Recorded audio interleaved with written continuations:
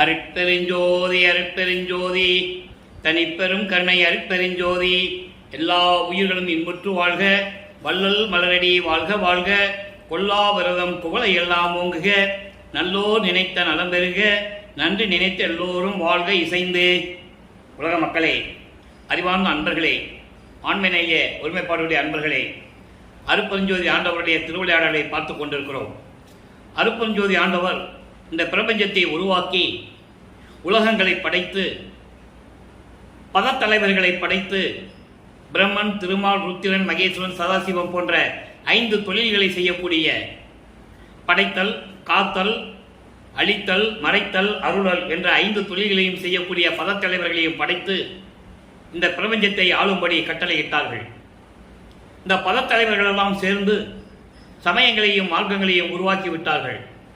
4 யுகங்களிலுமே, கிரேத யுகம், திரேத யுகம், துவார யுகம், கலியுகம், 4 யுகங்களிலுமே சமயங்களையும் மார்க்கங்களையும் படைத்து அதன் பின் வந்த சமயக்குறவர்கள் எல்லோரும் சேர்ந்து மதங்களை படைத்து அதன் பிறகு அந்த சமயங்களிலும் மதங்களிலும் மார்க்கங்களில் கூறப்பட்ட நெறிமுறைகளை, பழக்க வழக்கங்களை, சங்கற்ப விகற்பங்களை, வேறுபாடுகளை, முரண்பாடுகளை எல்லாம் வைத்துக்கொண்டு உலக மக்களை வழிபட செய்து விட்டார்கள்.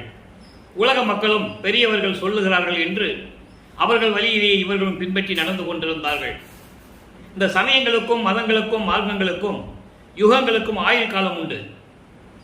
கிரேத யுகத்துக்கு 17,22,28,000 வருடங்களும், கிரேத யுகத்துக்கு 12,96,000 வருடங்களும், துவார யுகத்திற்கு 8,64,000 வருடங்களும், கலியுகத்துக்கு 5,000 வருடங்களும், இப்படி கணக்கிட்டு அதுக்கு ஆயுள் காலம் உண்டு. அந்த காலங்கள் முடிந்தவுடனே இவையெல்லாம் மறைந்துவிடும்.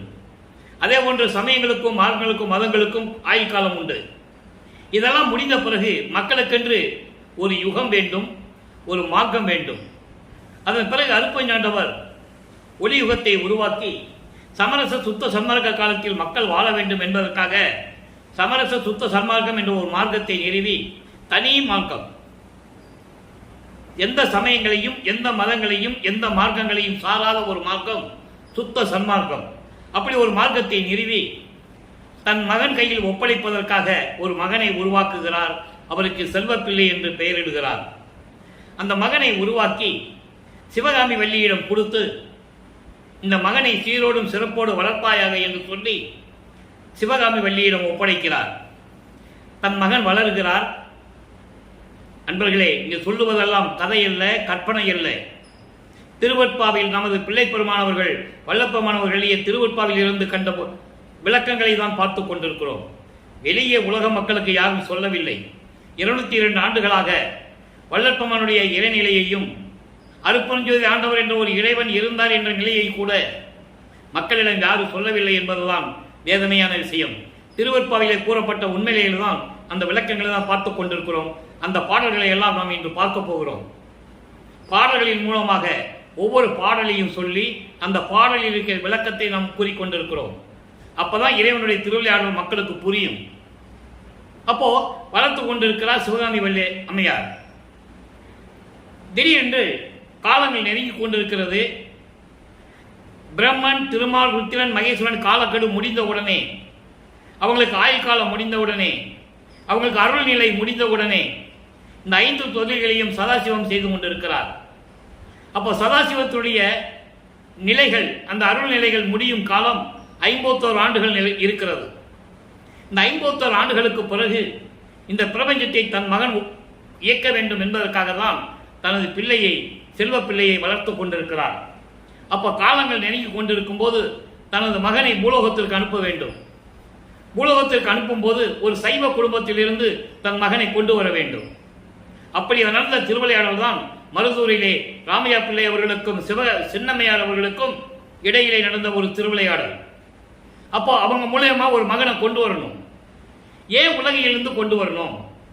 இப்போ முருகன், சிவபெருமான் முருகனை நெற்றிக்கண்ணிலிருந்து கொண்டு வந்தார். இப்படி நிறைய பேரை சூரியன் கர்ணனை கொண்டு வந்தான். இப்படி நிறைய பேர் நேரடியாகவே தன்னுடைய பிள்ளைகளை எல்லாம் கொண்டு வந்தார்கள். ஆனால் அருட்பெருஞ்சோதி ஆண்டவர் அப்படி செய்யவில்லை.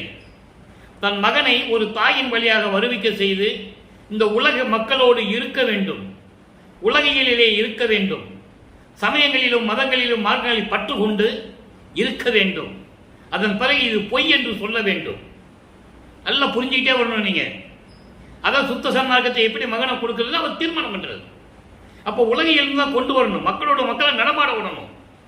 தன் மகனை மக்களோடு மக்களாக நடமாட விடணும்னா ஒரு தாயின் வழியாக தான் தன் பிள்ளையை கொண்டு வரணும். இந்த திருவிளையாடல நம்ம ஏற்கனவே விளக்கங்கள் பார்த்துருக்கோம். இப்போ ஒரு தாயின் கருவறையில் இருக்கும் போதிலிருந்து நம்ம பார்த்துட்டு இருக்கோம் இறைவனுடைய திருவிளையாடல்.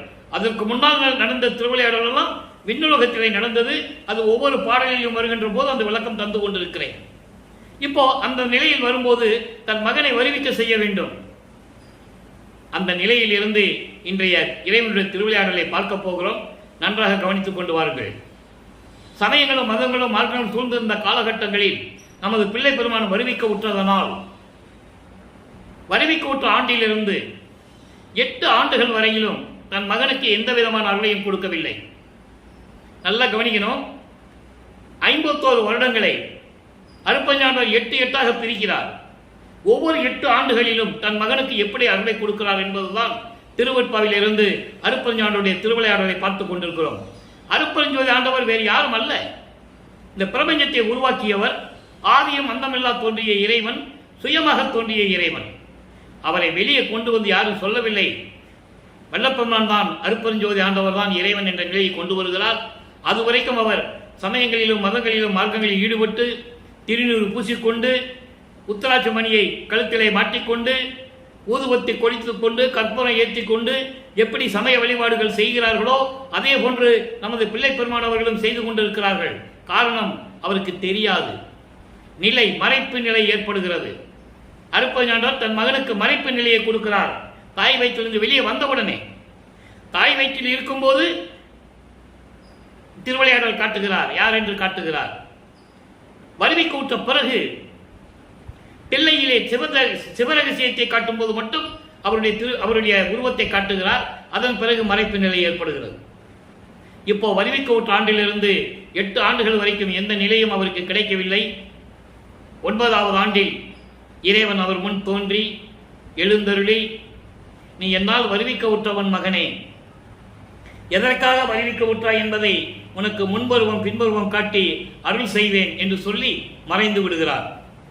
அப்போ இவருக்கு மறைப்பு நிலை ஏற்படுகிறது. அந்த விளக்கத்தையெல்லாம் நேற்று நம்ம பாடலில் பார்த்தோம். இன்னைக்கும் பார்க்கிறோம். இன்னைக்கு விளக்கம் இருக்கு. அப்ப அந்த மறைப்பு நிலை ஏற்பட்ட பிறகு இவருக்கு இறைவன் ஆட்கொண்டதனால் ஞானம் பிறக்கிறது. ஞானம் வேறு, மெஞ்ஞானம் வேறு. மெஞ்ஞானம் என்பது முக்காலத்தை உணர்ந்தவன், இறைவன் இருக்கின்ற நிலையில் இருக்கின்றவனுக்கு மெஞ்ஞானம் இருக்கும், வேற யாருக்கு இருக்காது. அப்போ ஞானம் கிடைத்த பிறகு இவர் இறைவனை தேடி செல்லுகிறார். இறைவனிடம் முறையீடு செய்கிறார். இறைவன் மகன் என்று தெரிந்த பிறகும் கூட வெளியே சொல்ல முடியாது. காலத்தின் கட்டாயம்.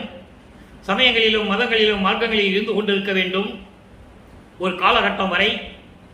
அந்த நிலையில் இருக்கும்போது வல்லப்பெருமானவர்கள் 9வது ஆண்டிலிருந்து, வருவிக்கப்பட்ட 9வது ஆண்டிலிருந்து, வல்லப்பெருமானுக்கு வயது இல்லை. அவர் இறைவனாகவே வருவிக்க உற்றவர், இறைவனாகவே 4 யுகங்களிலும் இருந்தவர், இறைவனுடைய பிள்ளையாகவே.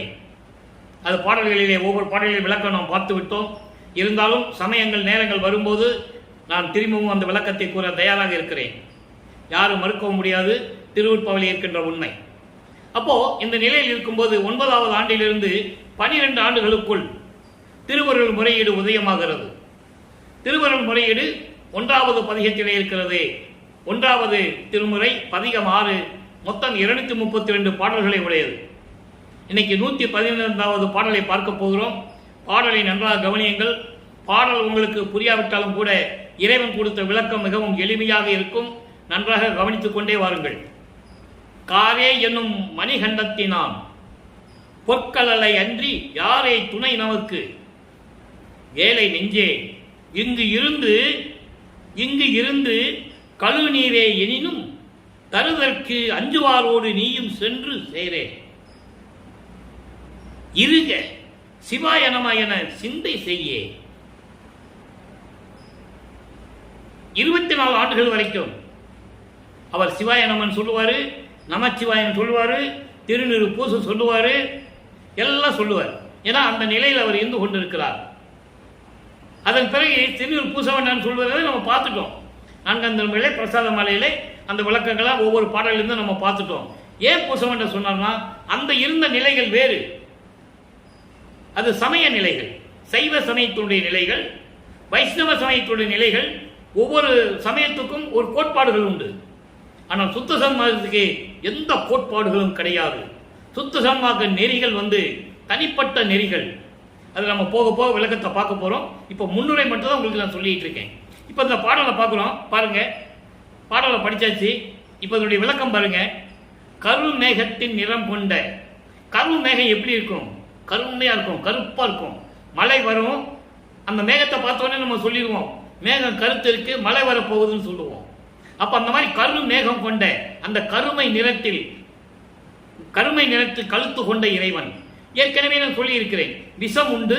அந்த விஷத்தை தொண்டையிலே நிறுத்தி கொண்டதனால் அங்கே கருப்பாக நீல நிறமாக மாறிவிட்டது என்று சொல்லுவார். அப்ப நீலகண்டன் என்று சொல்லுவார், மணிகண்டன் என்று சொல்லுவார் பிள்ளை பெருமானவர்கள். அதை இங்க சொல்றாரு, காரே எனினும் மணிகண்டத்தினான்.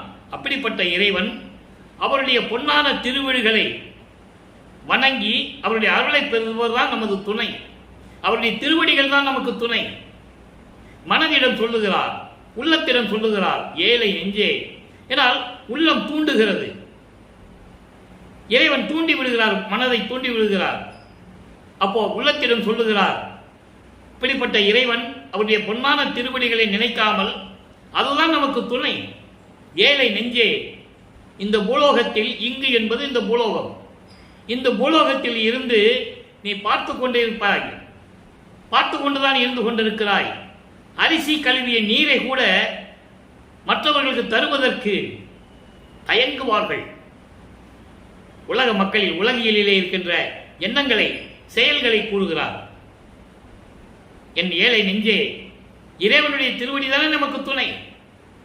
அதை நினைக்காமல் வேறு ஏதோ நினைத்துக் கொண்டிருக்கிறாய். இந்த பூலோகத்தில் அரிசி கழுவிய கழுநீரை நல்லா புரிஞ்சுக்கணும். அரிசி கழுவிய கழுநீரை, மக்கள் பயன்படுத்தி வீணாக போகக்கூடிய நீரை, அது கூட தருவதற்கு, மற்றவர்களுக்கு தருவதற்கு தயங்கிக் கொண்டிருப்பார்கள். அப்படிப்பட்டவர்களோடு நீ போய் சேர்ந்து விடாதே. அதாவது என்ன சொல்றான்னா, ஈகை குணம் இல்லாதவர்களோடு நீ போகாதென்று மனதிடம் சொல்லுகிறார், உள்ளத்திடம் சொல்லுகிறார். அதை உலக மக்களுக்கு தெரிவிக்கிறார். உலக மக்களை ஈகை குணம் இல்லாதவர்களோடு கூட்டு சேராதீர்கள் என்று சொல்லுகிறார். சேரேன் இருக சிவாயனமா என சிந்தை செய்ய, அவருடைய திருவடிகளை பற்றி கொண்டு மனதில் நினைத்துக் கொண்டு சிவாயனமா என்று இருக பிடிச்சுக்கோ, அந்த திருவடிதான் நமக்கு துணை என்று சொல்லி இந்த பாடலை அருளியிருக்கிறார்கள். இப்படிப்பட்ட இறைவனை விரைவில் வந்து எனக்கு அருள்வாயாக என்று இந்த பாடலில் நமக்கு தெரிவித்திருக்கிறார்கள். எனவே உலக மக்களே, நான் வருவிக்க உற்று 12 ஆண்டுகளுக்குள் இந்த நிலையில் நான் இருந்து கொண்டிருக்கிறேன் என்று சொல்லுகிறார். ஏன்னா முதல் 8 ஒண்ணுமே நடக்கல. இப்ப 2வது 8 இருந்து கொண்டிருக்கிறார். 7 16. இந்த 16 ஆண்டுகளுக்குள் அந்த திருவருள் முறையீடு நடக்கிறது. இப்போ 13வது ஆண்டு தொடங்குகிறது. இவர் மனம் திருவொற்றியூருக்கு போக சொல்லுகிறது. மனம் என்பதை விட இறைவன் தூண்டி விடுகிறார். அருட்பெருஞ்சாண்டவர் மனதை தூண்டிவிட்டு இவரை திருவொற்றியூருக்கு போக சொல்லுகிறார். நமது பிள்ளை பெருமான் அவர்கள் திருவொற்றியூர் செல்லுகிறார்கள். அங்கே பதியங்கள் உருவாகின்றன. எப்படியெல்லாம் இறைவனை பார்க்க முயற்சி செய்தால் எல்லாமே தோல்வியிலே முடிந்தது. ஒரு புரோஜனம் இல்லை திருவொற்றியூரில். அதன் பிறகு திருமலை வாயில் செல்லுகிறார். அங்கே இறைவனை வேண்டுகிறார். இதெல்லாம் நம்ம பார்த்துட்டோம். பார்த்ததனுடைய சுருக்கத்தை சொல்லிட்டு இருக்கேன். ஒன்றும் முடியல. இப்போ திருவள்ளி தாயத்துக்கு வந்துட்டு இருக்காரு. திருவள்ளி தாயத்தில் கந்த துணி கட்டிட்டு இறைவன் இருக்கிறார். அவரை பார்த்துட்டு, ஏன் கந்த துணி கட்டிட்டு இருக்க? ஏன் கந்த துணி மாத்திருக்கு ஒரு துணி இல்லையே, யாரும் கொடுக்கலையா? யாரை ஏமாத்தங்க நின்றுட்டு இருக்க? நான் அன்னைக்கே சொன்னேன், எங்க விண்ணுலகத்திலே சொன்னேன், நான் என்னை தெருவில் விட்டுருவேன்னு. விட்டுட்டேன். நான் தெருவில் நின்றுட்டு இருக்கேன். எனக்கு ஒன்றும் இல்லை, உலகம் உன்னை பழிக்கும். பெற்ற பிள்ளையை தெருவில் விட்டு விட்டான் என்று உன்னை உலகம் பழிக்கக்கூடாது. அந்த இழிச்சொல்லுக்கும் பழிச்சொல்லுக்கும் ஆளாகாதே. விரைவில் வந்து எனக்கு அருள்வாயாக என்று சொல்லி திருவள்ளித்தாயத்திலே கூறுகிறார். அந்த பதியத்திலிருந்து பாடல்களை பார்த்து கொண்டிருக்கிறோம். வல்லப்பமானவர்கள் இப்போ 16 ஆண்டுகளுக்கு இருந்து கொண்டிருக்கிறார். அவர் எங்கே சொன்னாலும் நடந்துதான் போகணும். இப்போ அவர் பறந்து செல்ல முடியாது, நினைத்த இடத்தில் இருக்க முடியாது. அந்த சக்தியெல்லாம் இன்னும் வாங்கலை, தன் தந்தையிடம் வந்து வாங்கலை. நல்லா கவனிங்க. காட்சி பெருமிதம் 5வது பாடல் இன்னைக்கு. இது திருவள்ளி தாயத்தில் நடக்குது. திருவள்ளி தாயம் என்பது சென்னைக்குள்ள ஒரு இடம் இருக்கு. அங்க ஒரு சிவன் கோயில் இருக்கு, நீங்க போய் கூட பார்க்கலாம். கடுத்த தும்பிய கண்ட அகண்டனே, கடுத்த தும்பிய கண்ட அகண்டனே, மடுத்த நற்புகழ்வாள் வள்ளிக்கேசா, நீ தொடுத்த கந்தையை நீக்கி துணிந்து ஒன்றை உடுத்துவார் இல்லையோ இவ்வுலகிலே. அதனுடைய விளக்கம் பாருங்க. அதாவது கொடிய விஷம் உண்டு கழுத்திலே நீட்டிக் கொண்ட இறைவனே, நட்புகள், அதாவது திருவள்ளி தாயத்தில் பெருமையோடு பேசப்படுகின்ற, நல்ல புகழோடு பேசப்படுகின்ற திருவள்ளி தாயத்தில் வாழ்கின்ற கேசவனே,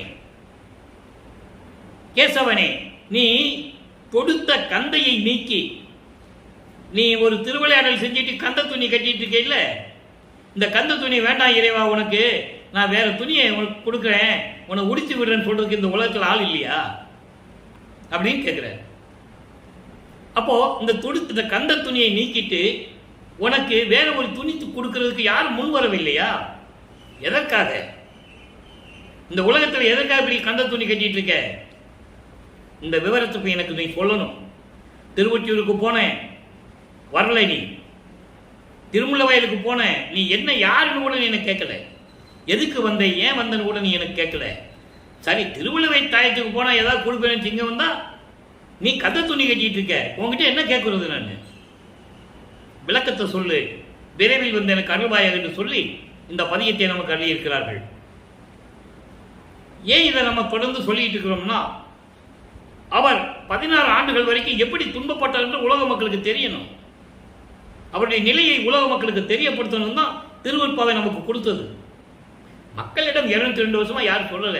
அதுக்கு என்ன பண்றது? யாரும் சொல்ல முன்வரவில்லை, மனம் இல்லை. காரணம், சமயங்களிலும் மதங்களிலும் மார்க்கங்களில் ஈடுபட்டு கொண்டு சுத்த சன்மார்க்கத்தை உலக மக்களுக்கு தெரிவிப்பதற்கு தயங்குகிறார்கள். அதுதான் உண்மை, யாரும் மறுக்க முடியாது.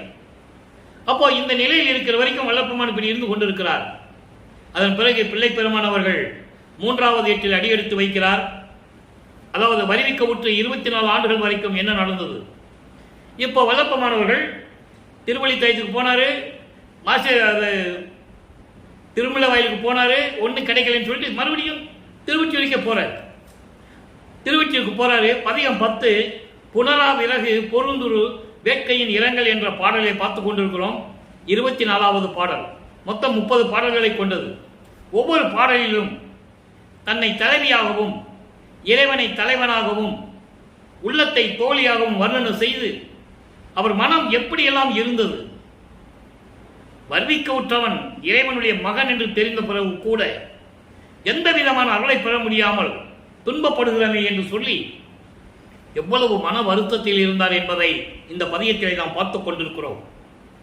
முதல்ல பாடலை நல்லா கவனிங்க. அதன் பிறகு இதனால் உலக மக்களுக்கு என்ன தெரிவிக்கிறார் என்பதை பார்க்க போகிறோம். தரையில் கீறி சடந்தரை சாய்த்தார். நல்லா அவருடைய திருவிளையாடலை சொல்லுகிறார். இறைவனுடைய முந்தைய காலகட்டங்களில் 4 யுகங்களிலுமே, ஏன்னா கலியுகத்துடைய கடைசி திருவிளையாடல் இவர் வருவிக்க விட்டது. இனிமே இறைவனுடைய திருவிளையாடலே கிடையாது. எல்லாமே வல்லற்பெருமான் தான் இந்த பிரபஞ்சத்தை இயக்குகிறார். ஏன் திருவிளையாடல் கிடையாதுன்னா, மகனோட 2.5 கலந்து கொண்டார். மகன் உடல் இருக்கிறார். அது நம்ம பார்க்க போறோம்.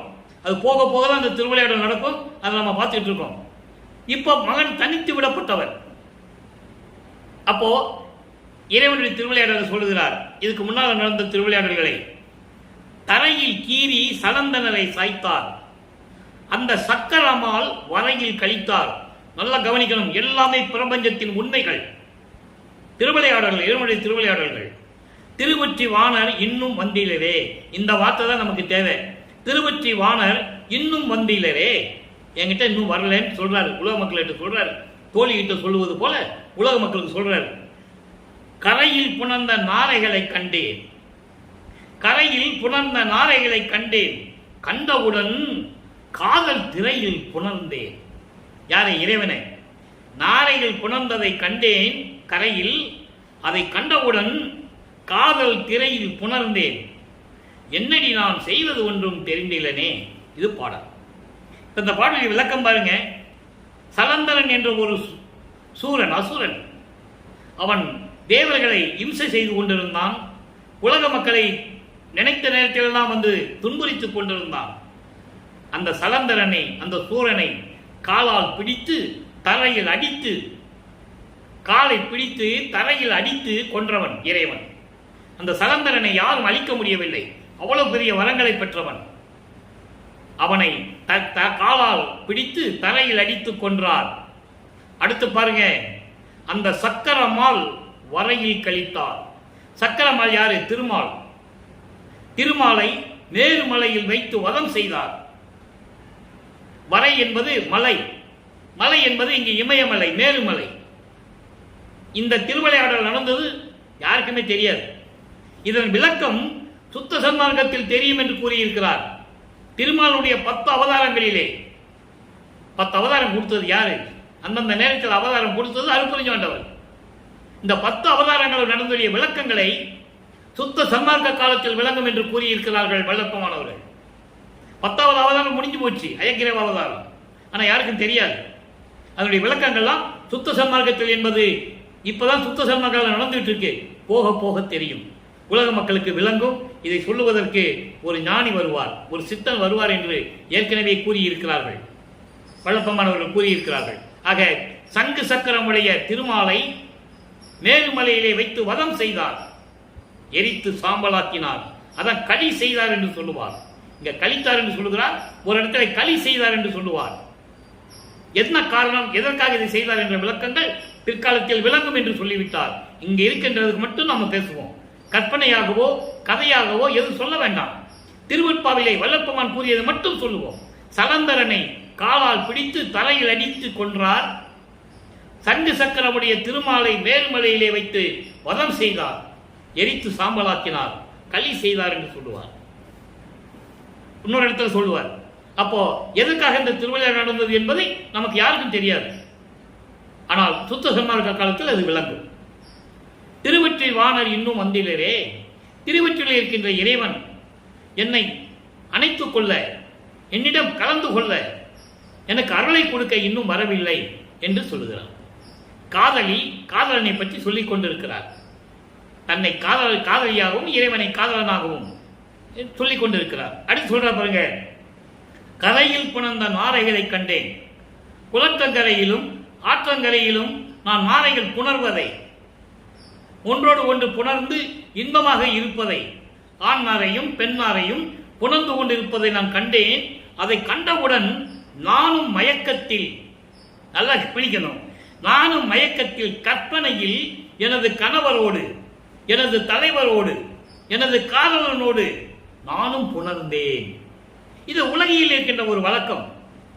ஒரு காதலன் காதலியை பார்க்க வரவில்லை, காதலி காதல் மயக்கத்தில் காமத்தில் நின்று கொண்டிருக்கிறாள். அப்போ அவள் கற்பனையில் காதலனோடு எப்படி இன்பமாக இருந்தால் என்பதை உலகில் இருக்கின்றவர்களுக்கு வழக்கம். அது இது இயற்கை. அதை உலக மக்களுக்கு தெரிவிக்கிறார்.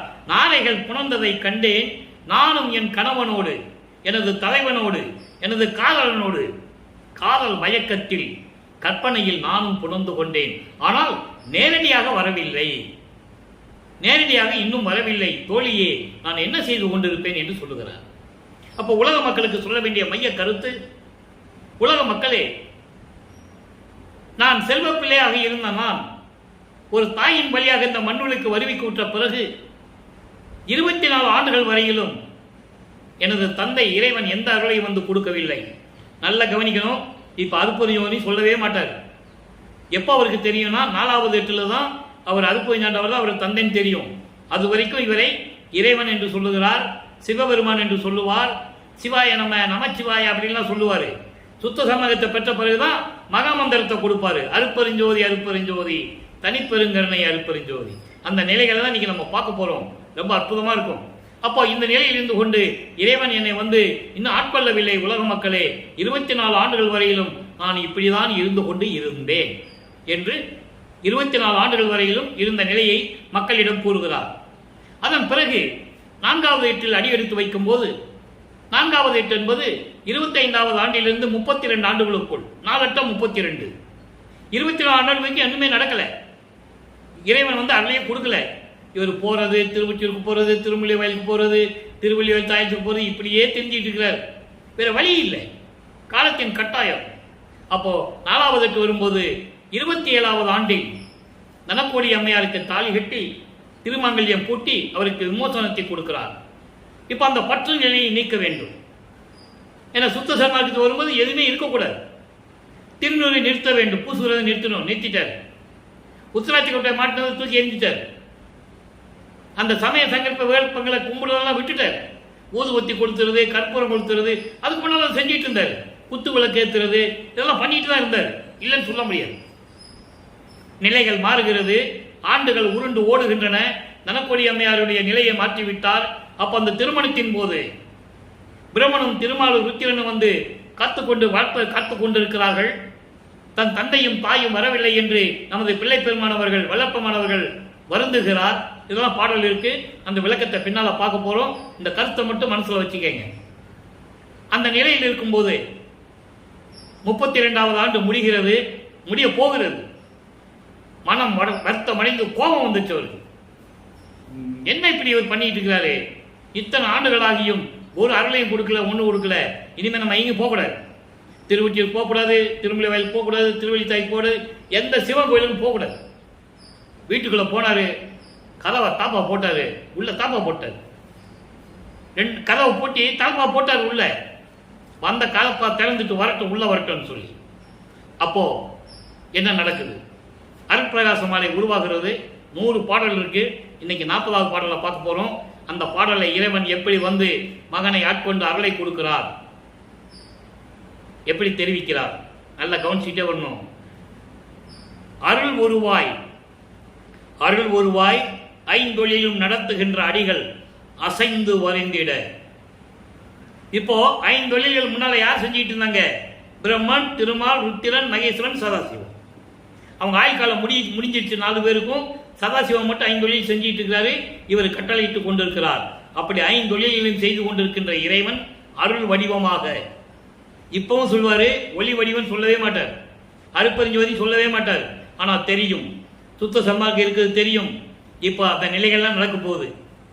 அருள் ஒருவாய் 5 தொழிலும் நடத்துகின்ற அடிகள், அப்படிப்பட்ட திருவடிகள் மண்ணில் கால் பதித்து நடந்து வருந்தியிட கால் வலிக்க இரவில் நடந்து வந்து நான் இருக்கும் இடத்தே தெருள் உருவில் நடந்து அருள் பக்குவத்தோடு நடந்து தெருக்கதவு திறப்பித்து தான் அண்டர்லைன், முக்கியமான வார்த்தை. அவர் தான் திறக்கிறாரே, கதவு தற்றார், இவர் திறக்கல, காலையே வாங்கிக்கல. பிள்ளை பெருமானவர்கள், நீ வாயா திறந்து உள்ளவா அப்படின்னு சொல்லி உள்ள உட்காந்துக்கிட்டாரு. இப்ப அவர் திறந்து வராரு.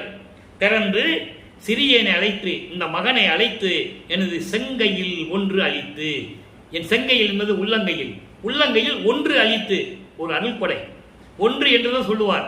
100 பாடலையும் ஒன்று தான் சொல்லுவார். அதனுடைய விளக்கங்கள் பின்னால கொடுப்பார். 6ஆம் திருமுறை வரைக்கும் போது இந்த ஒன்றுக்கு ஏற்றபடி இன்னைக்கு ஒவ்வொரு பாடலையும் நம்ம பார்த்துக்கிட்டு இருக்கோம். இன்னைக்கு அதை பார்க்க போறோம். என்ன ஒன்று கொடுத்தார்? செங்கையில் ஒன்று அளித்து. இதை நான் இப்பவே சொல்ல முடியும், ஆனா அப்படி சொல்லக்கூடாது. அந்த விளக்கத்தை வரும்போது இதுக்கு தான் அங்க ஒன்றுன்னு சொன்னாரு அப்படின்னு நம்ம சொல்லணும். அது வரைக்கும் நீங்க பொறுத்து இருந்து பார்க்கணும். இன்னும் 2 நிமிஷத்துல வந்துள்ளது. ஒன்று அளித்து மருள் உருவில் மற்றவர் போல் மயங்கேல் என் மகனே. மருள் உருவில் மற்றவர்கள் போல், மற்றவர்கள் அண்டர்லைன், மாயைகளையும் மயக்கங்களையும் கொண்டு துன்பத்தை மேற்கொண்டு மற்றவர்கள் போல், இந்த விண்ணுலகத்திலும் பூலோகத்திலும் விண்ணுலகத்திலும் இருக்கின்றவர் போல் நீ மயங்கக்கூடாது. காரணம், நீ என் மகன். நான் உன்னை துன்புறுத்தி விட்டேன், உண்மைதான். உன்னை சமயங்களிலும் மதங்களிலும் மார்க்கங்களில் இருக்க சொன்னது உண்மைதான். காரணம், நீ தெளிவடைய வேண்டும், நீ அருள் பக்குவம் அடைய வேண்டும், உலக மக்களுக்கு சொல்ல வேண்டும். அதன் காலம் முடிந்துவிட்டது, அதனுடைய காலங்கள் முடிந்து விட்டது. சமயங்கள், மார்க்கங்கள், மதங்கள் காலங்கள் முடிந்து விட்டது. யுகங்களின் காலங்கள் முடிந்து விட்டது. அது இனிமேல் தேவையில்லை. உலக மக்களே, உங்களுக்கு தேவை சுத்த சன்மார்க்கம் என்று நீ உலக மக்களுக்கு சொல்ல வேண்டும் என்பதற்காகத்தான் மகனே உன்னை நான் அருள் பக்குவப்படுத்தினேன். அப்பப்போ உன்னை நான் பார்த்து கொண்டுதான் இருக்கிறேன். நொடி பொழுதும் கனப்பொழுதும் உன்னை விட்டு நான் பிரியவில்லை என்று கூறுகிறார் மகனிடம். அதான் மருள் உருவாய் மற்றவர்கள் போல் மயங்கேல் என் மகனே, மயங்காதே மகனே, உன்னை அரை பொழுது கூட, அரை நொடி பொழுது கூட உன்னை நான் மறக்க மாட்டேன், கண்காணித்துக் கொண்டே இருக்கிறேன் என் மகனே. மகிழ்ந்து திருவருள் வழியே வாழ்க என உரைத்தாய். மகனே, நீ மேல் உனக்கு துன்பம் இல்லை, மயக்கம் அடையாதே, கலக்கம் அடையாதே, அஞ்சாதே. நிறைய பாடல்கள் உண்டு. மகிழ்ந்து இந்த பூலோகத்தில் நீ இருப்பாயாக திருவருள் வழியே. திருவருள் வழி என்னது? சுத்த சன்மார்க்க வழி. இன்னும் சொல்ல மாட்டாரு சுத்த சன்மார்க்கன்னு, நல்லா புரிஞ்சுக்கணும் நீங்க. திருவருள் வழி என்பது சுத்த சன்மார்க்கத்தின் வழியே இருந்து இந்த பூலோகத்தில் நீ இருப்பாயாக. நான் அப்பப்போ வந்து உன்னை கவனித்துக் கொண்டிருக்கிறேன், இன்னும் காலங்கள் இருக்கிறது என்று சொல்லும் போது வல்லப்பமானவர்கள் வருவிக்க உற்று 33 ஆண்டுகள், அதாவது 32 ஆண்டுகள் நிறைவடைகிறது. நல்லா புரிஞ்சுக்கணும். அப்போ அப்படி இருப்பாயாக என்று சொல்லி, இருள் உருவில் மனக்கொடியேன் யாது தவம் புரிந்தேன். இந்த அறியாமையில் இருந்து கொண்டிருந்தேனே, சமயங்களிலும் மதங்களிலும் மார்க்கங்களிலும் கோட்பாடுகளை பின்பற்றிக் கொண்டு நான் அறியாமையில் இருந்து கொண்டிருந்தேன். என்ன தவம் செய்தேன் என்று கூட எனக்கு புரியவில்லை. எல்லாம் வல்லவனாகி இருந்த பசுபதியே, நீ வந்து அருளை கொடுத்து விட்டாய். நான் என்ன தவம் செய்தேன், எந்த யுகத்தில் இருந்தேன் என்று கூட எனக்கு தெரியவில்லை, என்ன தவம் செய்தேன் என்று கூட எனக்கு தெரியவில்லை என்று சொல்லுவார். பசுபதியை என்பது இறைவனுடைய பெயர். ஏற்கனவே நான் பசுபதிக்கு விளக்கம் கொடுத்திருக்கிறேன். பசு மலம் சூழ்ந்த ஆன்மா, பதி இறைவன். இந்த ஆன்மா தந்திரமாக பசுவோடு பதியோடு இணைகிறது. இறைவனோட எப்படியா சேர்ந்து நம்ம சுத்தமாயிரணும்னு சொல்லி ஆன்மா விரும்புது.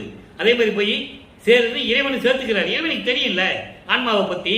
இப்போ அந்த ஆன்மாவை சுத்தப்படுத்த வேண்டும், ஆன்மாவை பக்குவப்படுத்த வேண்டும், அந்த ஆன்மாவை நல்ல நிலைக்கு கொண்டு வர வேண்டும் என்பதற்காக ஆன்மாவை தன்னோடு இணைத்துக் கொள்கிறார். அதனால் இறைவனுக்கு பசுபதி என்ற பெயர் உண்டு. இதன் விளக்கம் நான் ஏற்கனவே நம்ம பதிவில் கொடுத்திருக்கிறேன். நம்ம யூடியூப் சேனல்ல வள்ளலார் அருப்பெருஞ்சோதி கிருஷ்ணமூர்த்தி போனீங்கன்னா பதி பசு பசம் நான் சொல்லியிருப்பேன், விளக்கம் சொல்லியிருப்பேன். தனியாகவே நான் ஒரு பதிவு போட்டிருக்கேன். இப்போ இந்த நிலைகள் முடிந்த உடனே 33வது ஆண்டு தொடங்குகிறது. தந்தையிடம் சுத்த சன்மார்க்கத்தை பெற வேண்டும். இவர் அங்கே சென்னையிலிருந்து சுத்த சிவஞான வெளிக்கு சென்று கொண்டிருக்கிறார். தத்துவங்களை எல்லாம் கடந்து சென்ற போது ஒரு நிலையிலே வழி தெரியாமல் திகைத்துக் கொண்டிருக்கிறார். அந்த விளக்கெல்லாம் நம்ம பார்த்துட்டோம். அதன் சுருக்கத்தை மட்டும் சொல்றேன். திகைத்துக் கொண்டிருக்கும் போது அருப்புஞாண்டவர் அங்கே பொற்சபை சிற்றபையுடைய சத்தியஞான சபையிலே மண்டபத்திலே, நடு மண்டபத்திலே இருக்கையை அமைத்து ஒரு சிம்மாசனத்தை, சிங்காதன பீடத்தை அமைத்து மகனை அவர் அமர வைத்து உலக மக்களுக்கும் தேவர்களுக்கும் அறிமுகப்படுத்த வேண்டும் என்பதற்காக காத்துக் கொண்டிருக்கிறார். மகன் வருவதை பார்த்து கொண்டிருக்கிறார். ஒரு நிலையில் இருக்கும்போது, மகன் தவித்துக் கொண்டிருக்கும் போது அருப்பஞ்சு ஆண்டவரை வந்து மகனை வரவேற்று அழைத்துக் கொண்டு செல்கிறார். இந்த பாடல் வழி விளக்கத்தெல்லாம் நம்ம பார்த்துட்டோம். இன்னைக்கு பார்க்கிறவங்களுக்கு தெரியணும் இல்லை எப்படி போனாருன்னு. அதனால அந்த சுருக்கத்தை சொல்றேன், வேற ஒன்றும் இல்லை. தினமும் விளக்க சொல்லிட்டு இருந்தா நமக்கு நேரம் பத்தாது இல்லையா? அதனால சுருக்கம் மட்டும் சொல்றேன். அப்போ இந்த நிலையில் அங்க போறாரு. சிங்காசனத்தில் உட்கார வச்சு எல்லாருக்கும் அறிமுகப்படுத்துகிறார். இதுவன் என் மகன், நான் செல்வ பிள்ளையாக வளர்த்த மகன் இங்கே பூலோகத்தில் இருந்து வந்து கொண்டிருக்கிறார். இனிமேல் 51 ஆண்டுகள் கழித்து, நீ சில ஆண்டுகள் கழித்து இந்த பிரபஞ்சத்தை இயக்கப் போகிறார் மன்னன் இவர்தான், என் வாரிசு என்று சொல்லி மகுடம் சுட்டி எல்லாருக்கும் அறிமுகப்படுத்துகிறார். இந்த நிலைகள்லாம் அங்கே நடந்து கொண்டிருக்கிறது. அதன் பிறகு எல்லாத்தையும் முடிச்சுட்டு திருப்பி பூலோகத்துக்கு வந்துடுறாரு. அங்கேதான் அருள் விளக்க மாலை உருவாகிறது. பூலோகத்துக்கு வரும்போது எங்க வர்றாரு? நேரா கருங்குழிக்கு வர்றாரு. அந்த விளக்கத்தை தான் நம்ம பார்த்துட்டு இருக்கோம். அப்போ வல்லப்பெருமான் அவர்கள் 5வது எட்டை முடித்து, ஐயட்ட 40 முடிச்சுட்டு 6வது எட்டில் அடி எடுத்து வைக்கிறார். 6வது எட்டு என்பது 40வது ஆண்டிலிருந்து 48 ஆண்டுகளுக்குள் என்ன நடந்தது, அந்த 8 ஆண்டுகளுக்குள்ள நடந்ததுதான் தர்மசாலையை நிறுவியது, சத்திய தர்மசாலையை நிறுவியது. அதன் பிறகு இங்கே சித்தி விழாக வந்துட்டு சத்தியஞான சபையை நிறுவியது. இதுக்கிடையிலே நீதிமன்றத்திலே போய் திருவருப்பா மறுவருப்பா என்று வழக்கு தொடுத்தார்களே, அதை முறியடித்து வெற்றி கண்டு வந்தது எல்லாம் இருக்கு. அதை நம்ம பின்னால் சொல்லுவோம். இப்போ இந்த நிலையை மட்டும் பார்ப்போம். இப்போ அருள் விளக்க மாலை 49வது பாடல், மொத்தம் 50 பாடல். இன்னைக்கு 49வது பாடல். இங்க நல்லா பாருங்க. மறைப்பு நிலை இருக்குன்னு சொன்னல. அப்போ திருவொற்றியில் என்ன நடந்தது இப்ப சொல்லுவார். அப்போ அவர் சொல்லல. ஏன்னா பூர சமயங்களையும் மதங்களையும் மார்க்கங்களையும் சூழ்ந்து இருந்தது, மறைப்பு நிலை இருந்தது. அப்போ அவருக்கு தெரியாது. மரப்பு நீங்கிய பிறகு அங்கே மேலே போய் சுத்த சன்மார்க்கத்தை பெற்று வந்த பிறகு அவருடைய மரத்தை எல்லாம் நீக்கி விட்டார். அதை பாடலோடு சொல்லுவாரு. அந்த பாடலுடைய விளக்கத்தையும் நம்ம பார்த்துட்டோம். எனது மரப்பையெல்லாம் நீக்கி உள்ளதை உள்ளபடி என்னை காட்டினாயே என்று சொல்லுவார். அதெல்லாம் நம்ம விளக்கத்தை பார்த்துட்டோம். இந்த விளக்கத்துக்காக ஒரு சின்ன அந்த சுருக்கம் சொல்றேன் உங்களுக்கு. அவ்வளவுதான். நான் பசித்த போது எல்லாம் தான் பசித்ததாகி, நல்லா கவனிக்கணும், இது எல்லாம் எங்க நடந்தது? திருவொற்றியூர்ல.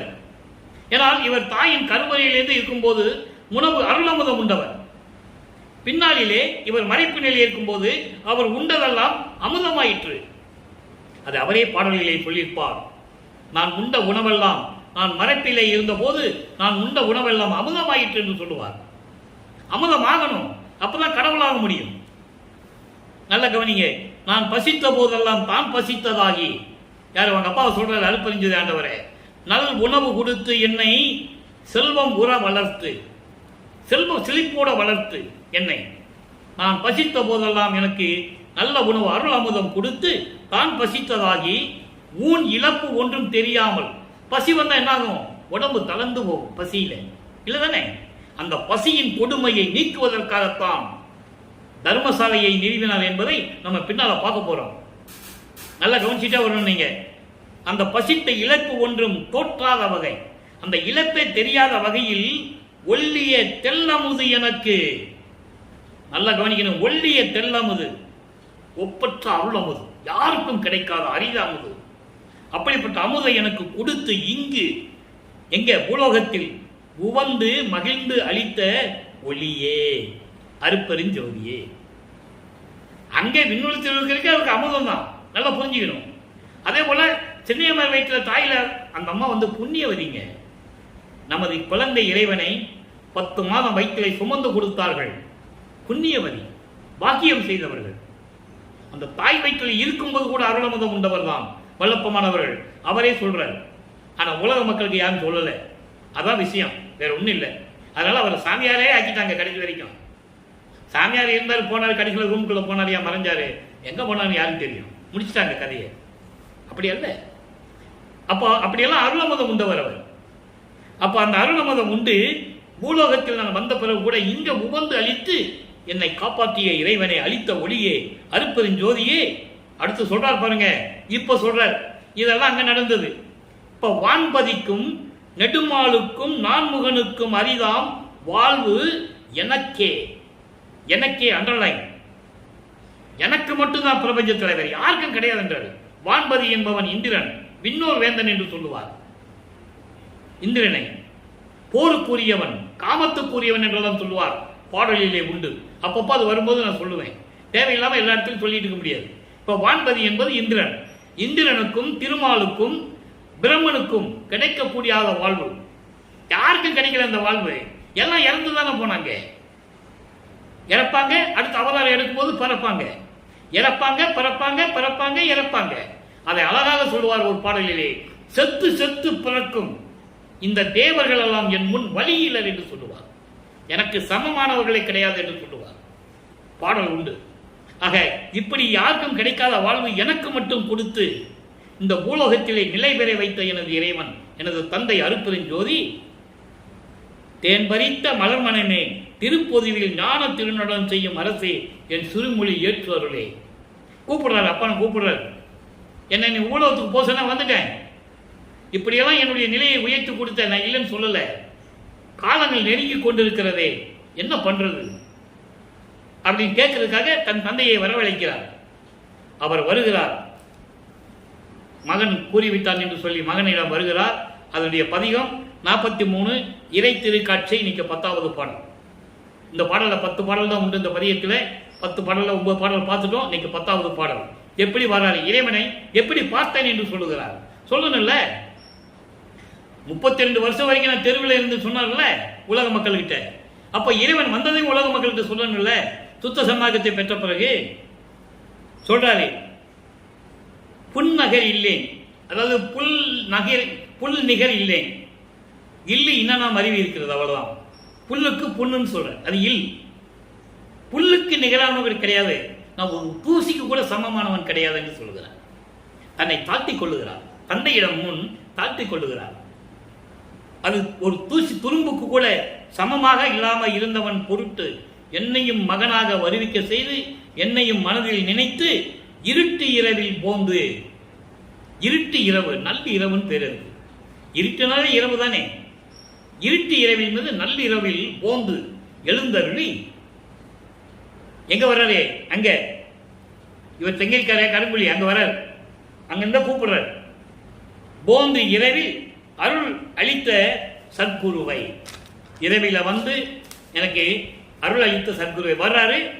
அங்கே எப்படி மகனை வரவேற்றாரோ அருப்பஞ்சாண்டவர், அதே போல இங்கே தன் தந்தையை வரவேற்று உள்ளே அமர சொல்லுகிறார். கல்நிகர் மனத்தை கரைத்து, கண்ணிகர், கண்ணிகர்னா கல்லு, கல்லு போன்று இறுகிய மனத்தை நெகிழ செய்து கரைய செய்து என் உள் கலந்த கருணையின் கடவுளை, அப்படிப்பட்ட இறைவனை, கல் போன்ற மனதை உருக செய்து என் உள்ளத்திலே நெகிழ்ந்து மகிழ்ந்து உள்ளத்திலே கலந்து இருக்கின்ற கருணை மிக்க கடவுளை, அருட்பெருஞ்சோதியை, தனது சொல் நிகர் என என் சொல் எல்லாம் கொண்டே, நான் சொல்லுவதெல்லாம் அவன் சொன்னது போலாகவே அவர் சொல் போலாக ஏற்றுக்கொண்டு, அதாவது நான் பாடிய பாமாலைகளை எல்லாம், நான் வைத்த விண்ணப்பங்களை எல்லாம், நான் செய்த முறையீடுகளை எல்லாம் உடனே ஏற்றுக்கொண்டு, அதாங்க சொல்ற, உடனே ஏற்றுக்கொண்டு தோல் உற புனைந்த தன் மார்பிலே அணைந்து கொண்டு, அப்படின்னா தன் உள்ளத்திலே வைத்துக் கொண்டு புனைந்த மெய்த்துணையை, உண்மையான இறைவன் அருட்பெருஞ்சோதி ஆண்டவரை, தன்னிகரில்லா தலைவனை, யாருக்கும் நிகழ் கிடையாது, அப்படிப்பட்ட ஒரு சுத்த சன்மார்க்க தலைவனை, எனது தந்தையை கண்டு கொண்டேனே. அவர் வர சொல்றாரு, அவர் வராரு, அவருடைய தந்தையின் வரவை சொல்லுகிறார். நான் பார்த்துட்டேன், என் தந்தை இப்படிப்பட்ட தந்தை, இந்த நிலையில் இருக்கின்ற தந்தை எல்லாரும் சொல்றார். சொல்லிட்டாரா? இப்ப இறைவனை ஏத்தும் இன்பம், இறைவனை ஏத்தும் இன்பம் என்பது அருளை கொடுத்துட்டு அவர் போயிட்டார், மறுபடியும் போயிட்டார். அவர் பெற்றுக்கொண்ட அருளை நினைத்து இறைவனை வணங்குகிறார். எப்படி வணங்குகிறார்? இரவு இல்லாது விளம்பும் பகல் இல்லாது, அதாவது இரவுன்னு சொல்ல முடியாது, பகல்னு சொல்ல முடியாது, அதுக்குதான் அதுக்கு பொருள். அப்படின்னா என்ன அர்த்தம்? இரவும் வரணும், இரவும் வரணும், பகலும் போகணும். அந்த மாதிரி ஒரு சூழ்நிலையில் இருக்கின்ற சுயமாக தோன்றி இரவும் பகலும் இல்லாது நிரந்தரமாக இருக்கக்கூடிய இறைவன், சுயமாக இருக்கக்கூடிய இறைவன் இருந்த இயற்கையுள் இயற்கையே என்கோ, அதான் இயற்கை உண்மை கடவுள் என்று சொல்லுவார், இயற்கை உண்மை விளக்க கடவுள் என்று சொல்லுவார் நமது பிள்ளைப்பெருமானவர்கள். பேருபதேசம் நீங்க படிச்சு பார்த்தீங்கன்னா அதுல நிறைய விளக்கங்கள் இருக்கும். இயற்கை உண்மை கடவுள்னா யாரு, அருட்பெருஞ்சோதி என்ற விளக்கங்கள் நிறைய இருக்கும். அப்படிப்பட்ட இறைவன் என்று நாம் சொல்லுவதா, வரவு இல்லாது உரைக்கும் போக்கிலா நிலையில் வழங்கிய வான் என்போ, வரவு இல்லாது என்பது பிறப்பு இல்லாது, போக்கு இல்லாது என்பது இறப்பு இல்லாது. ஆக பிறப்பும் இல்லாது இறப்பும் இல்லாது விளங்கிக் கொண்டிருக்கின்ற இறைவன் என்றை முன்னே நான் சொல்லுவதா? எப்படி சொல்ற பாருங்க. வரவு என்பது பிறப்பு, போக்கு என்பது இறப்பு. அப்ப பிறப்பும் இறப்பும் இல்லாத இறைவன் என்று உன்னை நான் சொல்லுவதா? எப்படி உன்னை நான் போற்றி வணங்குவது? திரையில்லாது எல்லாம் வல்ல சித்து என்கோ, திரையில்லாது வல்லாம் எல்லாம் சித்து என்கோ, மறைப்பு இல்லாது, அதான் சொல்றாரு, எந்த மறைப்பும் இல்லாது எனக்கு அருளிய எல்லாம் வல்ல சித்தன் இறைவன் என்று முன்னே நான் சொல்லுவதா? எனக்கே செய்ததோர் சித்தனே என்கோ, எனக்கே. நான் ஏற்கனவே கூறியிருக்கிற நண்பர்களே, 4 ஆண்டுகளாக திருவருட்பவன் விளக்கங்களை யூடியூபின் மூலியமாக நான் தெரிவித்துக் கொண்டிருக்கிறேன். இதுவரைக்கும் கிட்டத்தட்ட 840 வீடியோ போட்டிருப்பேன் நான் கருதுகிறேன். சில இதெல்லாம் அழிஞ்சிருச்சு, கணக்கு பார்த்தா 1000 வீடியோ இருக்கும். பழைய செல்ல ஒன்று டேமேஜ் ஆகி எல்லாம் போய் எல்லாம் அழிஞ்சு போச்சு. 1000 வீடியோ போட்டிருக்கேன். ஒவ்வொரு நாளும் ஒரு திருப்ப விளக்கம் சொல்லியிருக்கேன். ஆரம்பத்திலே கொல்லிமலையிலே, சதுரகிரியிலே இப்படியெல்லாம் இருந்து நான் நிறைய வீடியோக்கள்லாம் நான் பதிவு பண்ணியிருக்கேன். அங்கே எனக்கு என்ற வார்த்தை நிறைய இடங்களில் வரும். அதுக்காக நான் இப்போ பேசிட்டு இருக்கேன், வேற ஒன்றும் இல்லை. எனக்கு மட்டும் இன்னும் 4 ஆண்டுகள் நான் சொல்லணும், விளக்கம் சொல்லணும். இறைவன் திருவருளால் அது நடக்கும் என்று நான் நம்புகிறேன். அப்போ அப்படி எனக்கே செய்த சித்தன் என்கோ, சித்தன்னா அருட்பெருஞ்சோதி ஆண்டவன். இதை 6ஆம் திருமுறையிலே 64வது பதிகம் திருவுந்தியார் பதிகத்திலே 10வது பாடலிலே கடைசி வரியில சொல்லுவார். முத்தியை பெற்றேன் அம்முத்தியினால் ஞான சித்தியை உற்றேன் என்று உந்திப்பற. உந்திப்பற என்பது காற்றிலே ஒரு உந்துகின்ற சக்தி. நீ போய் பிரபஞ்சத்தில் சொல்லுன்னு சொல்லுவார். எல்லாருமே முத்தியோட தான் போனாங்க இந்த பிரபஞ்சத்தில். நான் ஒருத்தந்தான் ஞான சித்தியை பெற்றேன். அழகா சொல்லுவார். சித்தனானேன் என்று உந்திப்பற. கடைசி வரியாதான் சித்தனான இறைவன் அருப்பெருஞ்சோதி. அதான் இங்க சொல்றாரு, உன்னை நான் அருப்பெருஞ்சோதி ஆண்டவர் என்று நான் சொல்லுவதா, கரவு இல்லாது எனக்கு பேரருள் ஜோதி கழித்து அருளிய உன்னை. கரவு இல்லாது, கரவு இல்லாத என்ன?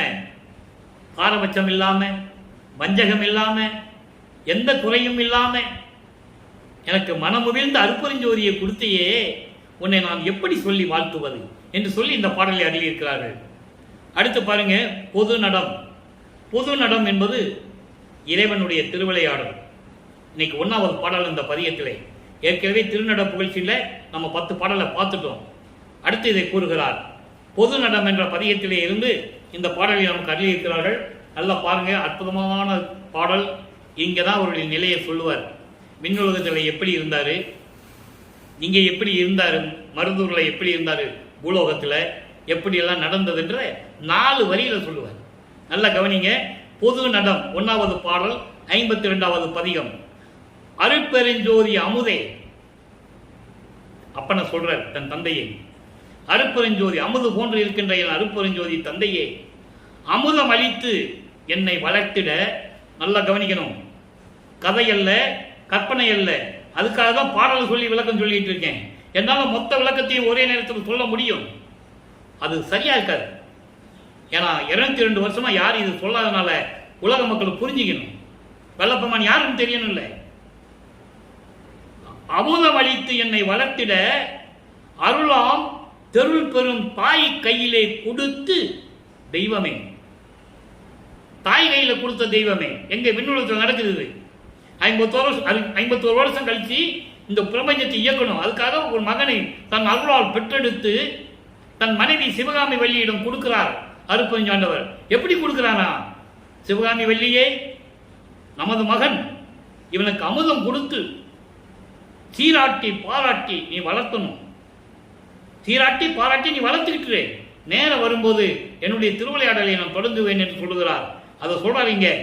அமுதம் அளித்து என்னை வளர்த்திட அருளாம் தெருள் பெறும் தாய் கையிலே கொடுத்த தெய்வமே. சொல்லிட்டாரா? அங்க கொடுத்துட்டாரு. அடுத்து பாருங்க, சத்திய சிவமே. சத்திய சிவம் என்ன? அருட்பெருஞ்சோதியே, இருள் பெருநிலத்தை கடத்தி எந்தனை மேல் ஏற்றிய இன்பமே. இருள் பெருநிலம் என்பது அதாவது சமயம், மதம், மார்க்கங்களுடைய நெறிகள், அறியாமையில் இருந்து கொண்டிருக்கிற நெறிகள், இருள் சூழ்ந்த நெறிகள். அவற்றிலிருந்து என்னை கடத்தி கொண்டு வந்து என்னை மேலேற்றிய சிவமே, இன்பமே, கடவுள் நிலைக்கு கொண்டு சென்ற என் பேரின்பமே அருட்பெருஞ்சோதியே என்று சொல்லுகிறார். அடுத்து பாருங்க, பொருள் பெருநெறியும் காட்டிய குருவே. பொருள் பெருநெறி சுத்த சன்மார்க்க நெறி. சுத்த சன்மார்க்க நெறியை காட்டி அதனுடைய விளக்கங்களை எனக்கு உணர்த்தி, மகனே நீ இப்படிதான் செயலாற்ற வேண்டும் என்று சொல்லி எனக்கு உணர்த்திய என் குருவே. ஏன்னா இது குரு ஸ்தானத்திலிருந்து சொல்றாரு மகனுக்கு. நல்லா புரிஞ்சுக்கணும். இங்க குருவேன்னு சொல்றாரு. இங்க தந்தைன்னு சொல்லல, தெய்வம் சொல்ல, குருன்னு சொல்றாரு. குரு தந்தையிடம் கற்றது. வில்லப்பமானுக்கு யாரும் குரு கிடையாது. சமயங்களிலும் மதங்களிலும் மார்க்கங்களில் இருந்தால் ஒரு குருவை ஏற்றுக்கிட்டு தான் நீ உள்ள போக முடியும். மேல்ஜாதிக்காரன் தான் உள்ள போக முடியும். சாதாரண குரு ஏற்றுக்க மாட்டார். அது புராணங்களில் காவியங்களும் காலங்காலமாக வந்து கொண்டிருக்கிறது. ஆதீனியங்கள், மடாதிபதிகள், சங்கராச்சாரியார்கள் யாராக இருந்தாலும் சரி, ஒரு தாழ்த்தப்பட்ட சமுதாயத்தில் சேர்ந்த ஒருவனை சீடனாக ஏற்றுக்கொள்ள மாட்டார்கள். ஏன்? உங்களுக்கு தெரியுமே, நந்தனார தெரியுமே, உங்களுக்கு கேள்விப்பட்டிருப்பீர்களே. யாரும் ஏற்றுக்கொள்ள மாட்டார்கள். அந்த நிலையை ஏன் சொல்றேன்னா, சமயங்களிலும் மதங்களிலும் மார்க்க இந்த நிலை வேறு. அதுக்குள்ள நம்ம போக வேண்டாம். நம்ம திருவருட்பா மட்டும் பேசுவோம். இந்த குருன்னு வார்த்தை வந்தனால இது சொல்ல வேண்டிய ஒரு கட்டாயம். அப்போ வல்லப்பமானுக்கு குரு யாரு கிடையாது. அந்த குரு ஸ்தானத்திலிருந்து தன் மகனுக்கு சொல்லுகிறார், சுத்த சன்மார்க்க நெறியிலே நீ வாழ்வாகையா மகனே என்று சொல்லி எனக்கு கற்றுக் கொடுத்த குருவே, பொது நடம் புரிகின்ற பொருளே. அங்கே சத்தியஞான சபை. இந்த பாடல் நமக்கு அருளும் போது இங்கே சத்தியஞான சபை இல்லை.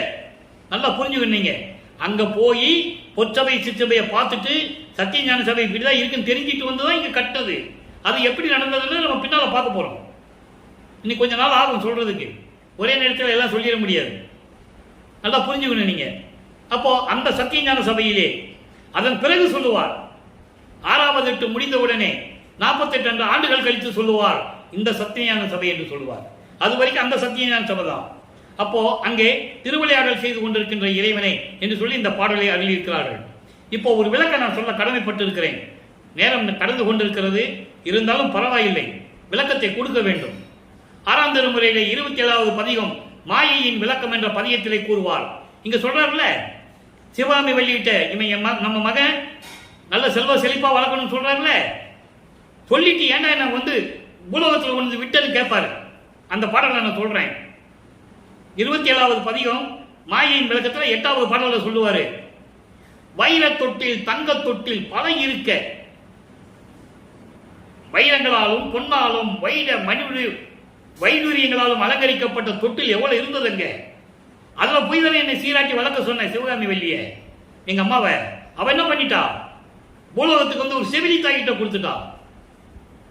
அங்க அவ என்ன பண்ணா, சேலையை கட்டி நூலால் நெய்யப்பட்ட ஒரு கிழிஞ்ச சேலையை தொட்டில் கட்டி என்ன ஆட்டி விட்டா. பார்க்கறதுக்கு ஆள் இல்லை, கேட்கறதுக்கு ஆள் இல்லை, அழுதாலும் ஏன் அழுகிறேன்னு கேட்கறதுக்கு ஆள் இல்லை.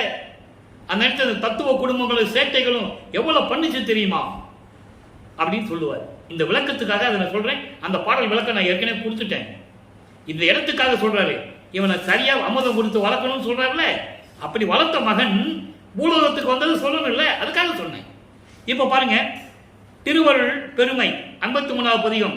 இறைவனுடைய திருவருள் பெருமை எப்படி இருந்தது கவனிச்சுட்டே வாங்க. அன்பனே, அப்பா, அம்மா, அரசே, அருப்பெருஞ்சோதியே, எல்லாம் உங்க அப்பா பத்தி சொல்றாரு. அடியேன் துன்பமெல்லாம் தொலைத்த துணையே, அடியனுடைய துன்பத்தை எல்லாம் தொலைத்த துணைவனே, சமயங்களையும் மதங்களையும் மாற்றினால் இந்த போது என்னை நீக்கி கொண்டு வந்து அருள் கொடுத்த செய்த இறைவனே, ஞான சுகத்திலே தோற்றிய சுகமே, பேரின்பத்திலே தோன்றிய சுகமே இறைவனே, இன்பனே, எல்லாம் வல்ல சித்தாகி என்னுள் இலங்கிய பொருளே, எல்லாம் வல்ல சித்தாகி, அதான் இயற்கை உண்மையின் விளக்க கடவுள் அருப்பெருஞ்சோதி. சித்துனா என்ன, இயற்கை உண்மையின் விளக்கம். சத்து என்பது இயற்கை உண்மை, அதுக்கு விளக்கம் என்பது சித்து. சத்து ஆரம்ப நிலை, சித்து முடிவான நிலை. அப்ப அந்த நிலையில் இருக்கின்ற விளங்கிய அருப்பெருஞ்சோதியே, வன்பனை பிழைகள் எல்லாம் பொறுத்து, இந்த தீயவனுடைய பிழைகள் எல்லாம் பொறுத்து அருப்பெருஞ்சோதி வழங்கினேன். அருப்பெருஞ்சோதி கொடுத்துட்ட உன்னுடைய அருள் தன்மையை நான் என்னவென்று சொல்வது என்று சொல்லி இந்த பாடலை நாம் கருளியிருக்கிறார்கள். அடுத்து பாருங்க, இறை இன்ப குலைவு. இப்போ நீ வந்து என் கூட கலந்துக்கணும்னு சொல்லி பூலோகத்திலிருந்து தந்தைக்கு அழைப்பு விடுகிறார். நீ என் கூட வந்து கலந்து, நீ அங்கெல்லாம் இருக்காத, இனிமே உன்னை நான் பிரிஞ்சு இருக்க முடியாது, அரை கணம் கூட உன்னால் என்ன இனிமே பிரிஞ்சு இருக்க முடியாது. அவர் மகனுடைய அழைப்பை ஏற்று அங்கே கேட்டுக்கொண்டிருக்கிறார். அதுக்கு பதில் சொல்லுகிறார், இல்லை மகனே, இன்னும் காலம் இருக்கிறது, பொறுத்துரு.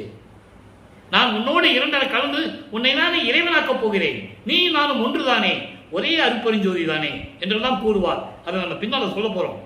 இப்போ இந்த நிலைக்கு இறைவனை கூப்பிடுகிறார். எப்படி, தன்னோடு கலந்து கொள்ளுமாறு கெஞ்சுறாரு. அப்பாவை நெகிழ்ந்து மனம் உருகி கெஞ்சுறாரு, என்னோட வந்து கலந்துக்கோன்னு சொல்றாரு. அது இன்னைக்கு 1வது பாடல். கருணை ததும்பி பொது நோக்கும் கண்ணில் கிடைத்த கண்ணே, ஓர் கனியில் கனிந்த அன்புருவான கருத்தில் கிடைத்த கருத்தே. முதல்ல பாடலை சொல்லிடுறேன், விளக்கம் அப்புறம் மொத்தமா சொல்றேன், நேரம் போயிட்டு இருக்கு.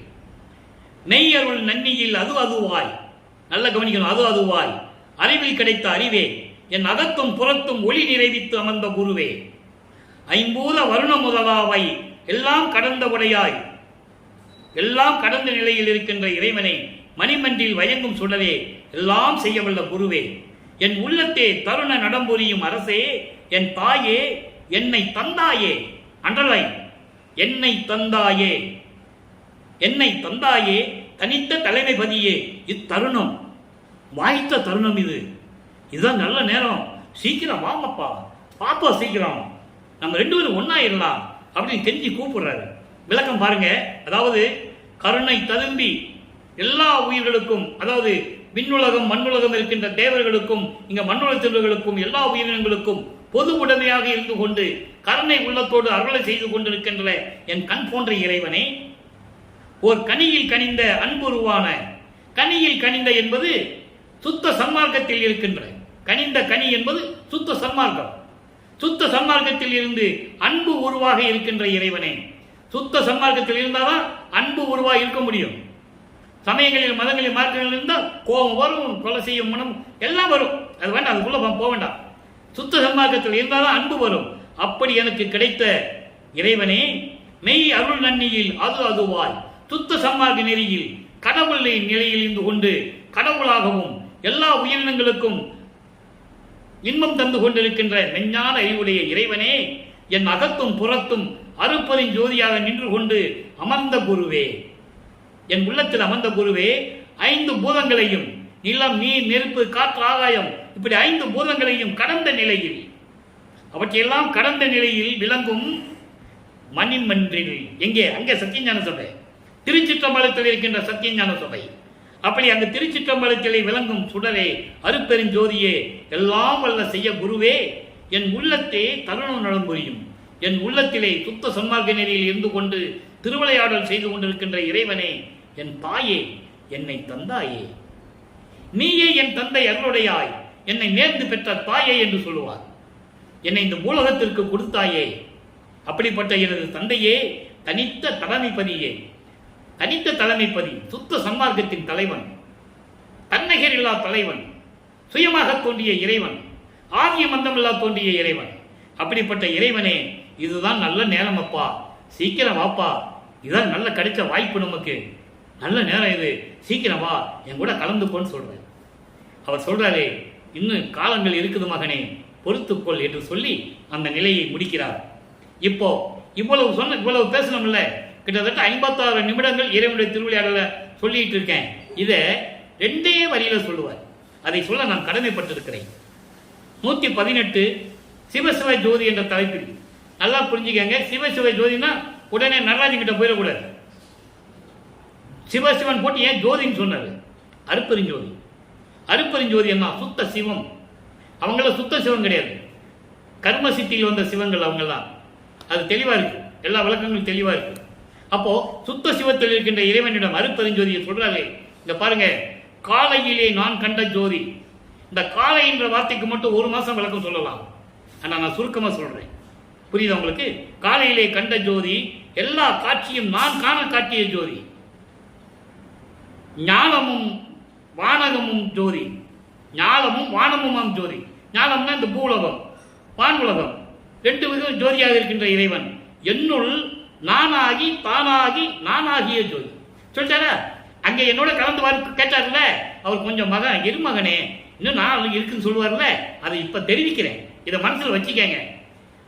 மகன் தந்தையை கூப்பிடுறாரு கலந்து கொள்றதுக்கு, மகன் கொஞ்சம் காலம் இருப்பான்னு சொல்றாருல, அப்ப இங்க வந்து எப்படி கலந்துக்கிட்டாருன்றதை இப்ப நான் சொல்லிடுறேன். இந்த விளக்கத்தை மனசுல வச்சுக்கங்க. எப்படி கலந்தாருன்றதை நம்ம பின்னால பார்க்க போறோம்.